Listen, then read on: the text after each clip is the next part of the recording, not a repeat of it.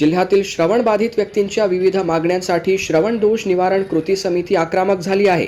Cochlear implant झालेल्या व्यक्तींच्या sound प्रोसेसरचा आजीवन खर्च शासनाने करावा अशी प्रमुख मागणी समितीच्या वतीने करण्यात आली आहे। नागपूर जिल्ह्याच्या धर्तीवर अमरावती जिल्ह्यातही श्रवणबाधित व्यक्तींसाठी जिल्हाधिकारी कार्यालयाच्या माध्यमातून दरवर्षी किमान 15 लाख रुपयांचा निधी राखीव ठेवावा अशी मागणी करण्यात आली आहे।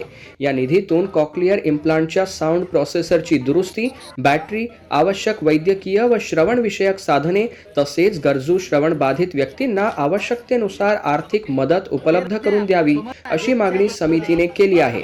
या संदर्भात श्रवण दोष निवारण कृती समितीच्या वतीने जिल्हाधिकारी आशिष येरेकर यांना निवेदन सादर करण्यात आले। शासनाने या मागण्यांचा सकारात्मक विचार करून त्या तातडीने पूर्ण कराव्यात अशी विनंती यावेळी करण्यात आली। आमच्या या सर्व कॉक्लिअर इम्प्लांट झालेल्या बालकांना साऊंड प्रोसेसर मिळण्यासाठी एखादी तरतूद करून त्यांना योग्य वेळी मदत करण्यात यावी। कारण आज ही मुलं सर्व खूप चांगल्या प्रकारे ऐकतात, बोलतात, पण यांचे मशीन खराब झाल्यानंतर यांना अचानक यांचं पूर्ण जग हिरावून घेतलं जातं आणि ह्या मुलांचा याचा पूर्ण परिणाम ह्या मुलांच्या पूर्ण कुटुंबावर होतो।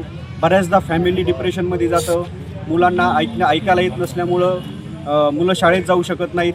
त्यामुळं मला या श्रवण दोष निवारण कृती समितीच्या माध्यमातून आपल्या शासनाला एकच विनंती करायची आहे की आमच्या सर्व गोरगरीब बालकांना, जे मुलं हे कॉक्लिअर इम्प्लांट करून आज समाजाच्या मुख्य प्रवाहात आले आहेत, त्यांना इथून पुढे त्या साऊंड प्रोसेसरची निगराणी करण्यासाठी किंवा नवीन प्रोसेसर भेटण्यासाठी एक शासनाने योग्य कक्ष जिल्ह्याच्या प्रत्येक ठिकाणी नेमून त्या मुलांना जो अपंगासाठी येणारा 5% निधी असतो त्या मुलांच्या विकासासाठी वेगळा काढून ठेवण्यात यावा।